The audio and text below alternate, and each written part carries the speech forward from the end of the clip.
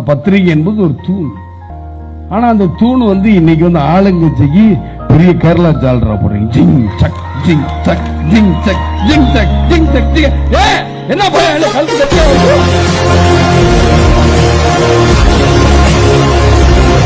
2016 அண்ணா திராவிட முன்னேற்ற கழகம் ஜெயலலிதா ஆட்சி பண்ணி இந்த கேள்வி நீங்க ஜெயலலிதா போய் கேட்க முடியுமா? கேட்கவே மாட்டீங்கல்ல. பயப்படுவீங்க பத்திரிகைகளை. நீங்க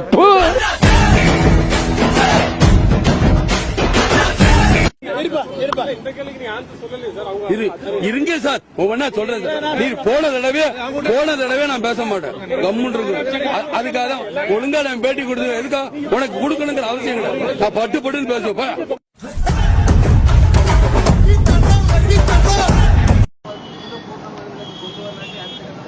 எப்படி சார் நீங்க வாங்க வாங்க, ஏன் பயப்படுறீங்க? வாங்க, நான் அடிக்கல மாட்டேன். வாங்க தலைவர் திமிங்கலம்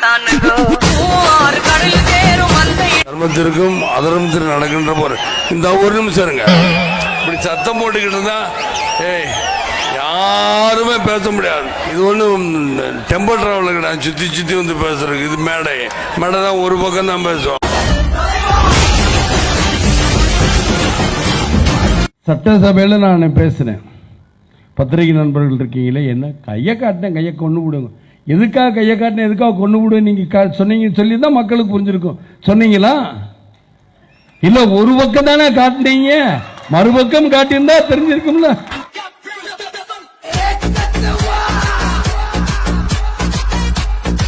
இன்னைக்கு சட்டசபையில உங்க அந்த அம்மா குழுங்க சிரிச்சாங்களே ஜெயலலிதா, எதிர்கட்சி எல்லாம் பார்த்து இன்னைக்கு எதிர்கட்சியில கிக்கின்னு சிரிச்சாங்களே. இன்னைக்கு தமிழ்நாடு இல்ல, இந்தியா இல்ல, உலகமே உங்களை பார்த்து சிரிக்குது.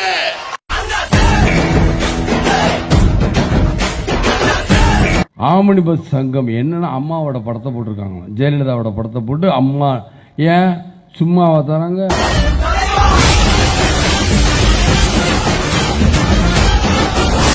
எல்லா இடத்துக்கும் காசு கொடுத்துருக்கோம். அம்மா சும்மா கூட காசு கொடுத்து தான் கொடுத்துருக்காங்க மக்களே. இல்லை உங்களுக்கு தெரியுது, இப்படி ரொம்ப தூக்கிட்டேன்ல.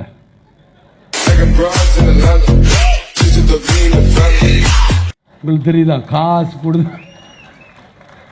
ஏன்னா எனக்கு மடியில கனம் இருந்தால் வழியில பயம் இருக்கும். எனக்கு மடியிலையும் கனம் இல்ல, வழியிலையும் பயம் இல்ல.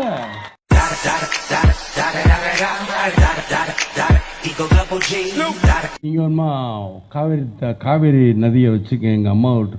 ஏன்டா காவேரி நதி நம்ம வீட்டுக்கு கிள்ளிக்கிறியா?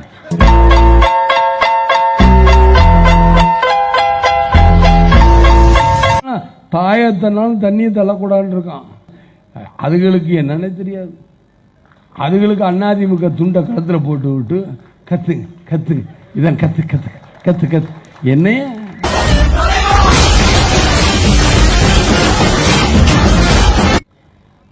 நான் தெரியாம கேட்கிறேன். அம்மா உணவகம், அம்மா மருந்து கடை, அம்மா பழச கடை, அம்மா டாஸ்மார்க் போட்டுக்கிட்டா அதுக்கு ஒரு கேஸ்.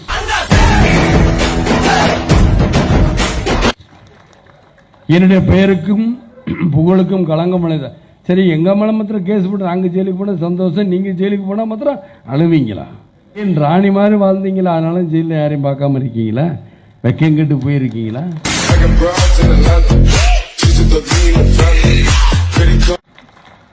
ராணி மாதிரி இருந்தது நம்மளை ஜெயிலில் எப்படி, அதனால யாரையும் பார்க்கலாம். இவங்க உடனே உங்க அம்மா எங்க அம்மா. என்னடா உங்க அம்மா? இங்க 100 ஊரா நோட்டீஸ் அடிச்சு ஒட்டிருக்கீங்க. சின்ன குழந்தை அம்மா அம்மான்னு அழுகுதான்.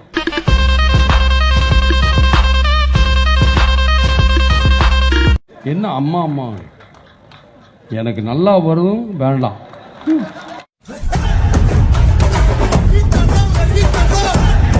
சட்ட புஸ்தகத்துல கைய காட்டக்கூடாது, நாக்க துருத்தக்கூடாதுன்னு எதிரிமே. எதற்கு இதெல்லாம் பேசிக்கிட்டு இருக்காங்க? சரி, இனிமே எப்படின்னா எனக்கு ரொம்ப திமிரா விஜயகாந்த் நிக்கிறேன். என்னைய இப்படி நிக்கூட, அப்ப இப்படிதான் நிக்கணும்னு எப்படி இருக்கு? எப்படிதான் நிக்கிறது? எதையும் சட்டம் அப்ப இப்படியே நின்றுக்கிட்டு எந்திரிக்குமா? வணக்கங்க, இனிமே சொல்லுங்க இல்லங்க, ரைட்ல. நீங்க கரண்ட் கட் பண்ணது தப்புங்க. எங்க பிள்ளைங்க எல்லாம் பயங்கரம், எங்களை பார்த்த தமன்னா மயங்கி போய் அப்படிங்களாங்க. அப்படின்னு இப்படிதான் பேசணுமாங்க? அது எனக்கு சொல்லிக் கொடுக்கு. அம்முக்கு டும்முக்கு அம்மா டும்மா. விஜயகாந்துக்கு முடியாது. இதனால அன்பா சொன்னீங்கன்னா காலில் விழுவேன். எது உண்மைங்க.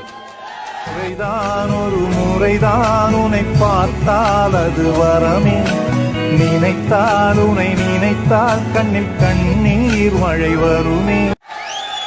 அதே மக்களுக்கு என்ன தேவை சொல்லுங்க, நான் மட்டுக்கு அதை விட்டு இந்த அடிச்சு போடுவேன் ஜெயில. அதுக்கெல்லாம் வேற வேற வேற நீங்க கை தட்டுறங்கிறதுக்காக சொல்லல. அது சட்டசபையில பாத்தீங்க.